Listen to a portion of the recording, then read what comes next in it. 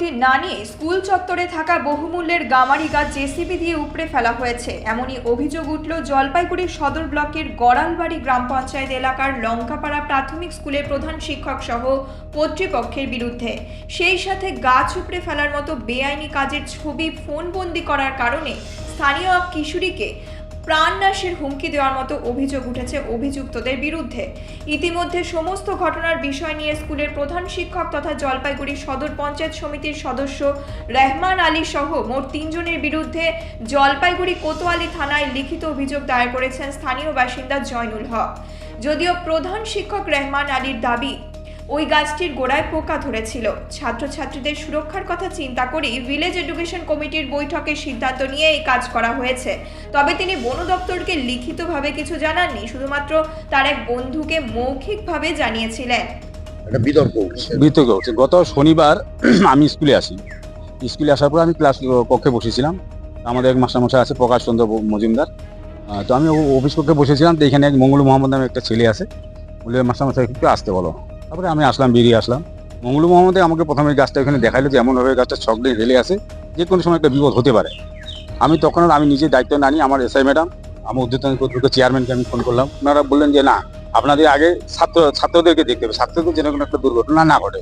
আমি তখন আমার প্রধান, উপপ্রধান, আমাদের পঞ্চায়েত মেম্বার সকলকে ডাকলাম, পাড়া প্রতিবেশী যারা আছে তাদেরকে ডাকলাম। একে সঙ্গে সঙ্গে আমি না তাহলে আমরা কি করবো, তখন বললো যে আমরা একটা রেজিস্ট্রেশন করি। আমরা সঙ্গে সঙ্গে একটা রেজিস্ট্রেশন করলাম। বাচ্চাদের দিকে তাকায়, বাচ্চারা আমাদের সম্পদ, বাচ্চারা যে একটা দুর্ঘটনা ঘটেছে না, কারণ এটাই মেইন রাস্তা আমার।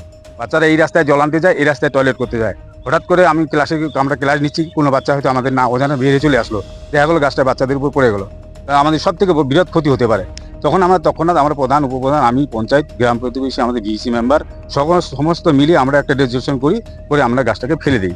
ফেলে দেওয়ার আমরা আমাদের উদ্যোগকে বলি, তখন ওরা বললো যে ঠিক আছে, আপনার গাছটাকে পিস করে রেখে দেন। সরকারিভাবে যেভাবে গাছটাকে প্রসেসিং করে আপনাদের স্কুল উন্নয়ন কাজে লাগাতে পারে সেইভাবে আমরা তখন ব্যবস্থা করবো। আমরা বন দপ্তরকে বিটবাবুকে, এখান থেকে আমার এক বন্ধু আছে, ও ফোন করছিল বাবুকে, যে বাবুকে বললে এই ঘটনা। তখন বললো দেখেন, সাময়িকভাবে আপনাদের বিপদটাকে রক্ষা করতে হবে। আপনাদের প্রথম হচ্ছে প্রাথমিক হতে বাচ্চাদের রক্ষা করতে হবে।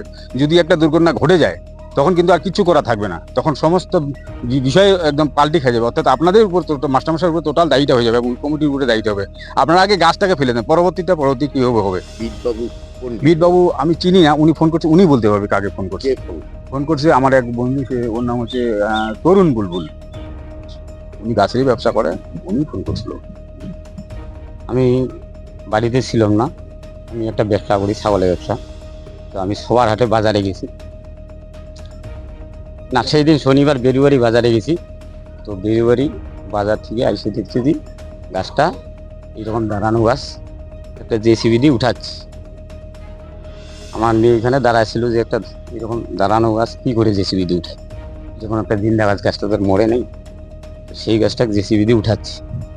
আমার মেয়ে এখানে দাঁড়াইছিল, দেখতেছি ও একটা ছবি করছে, ওইটাই অন্যায় আমার মেয়ের।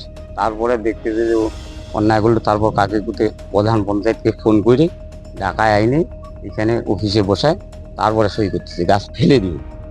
তার আগে কেউ জানে না, কোনো লোক জানে না, অথবা কোনো লোক ইসে করেনি।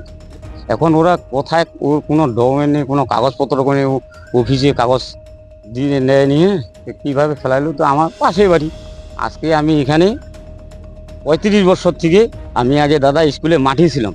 কথাটা শুনেন, আমাকে স্কুল বোর্ড থেকে আমাকে বসানো হয়েছে। আমার বাড়ি ছিল ওইদিকে, আমি একটা গরিব মানুষ, আমার বাড়ি ছিল তোমার ওই পাশে।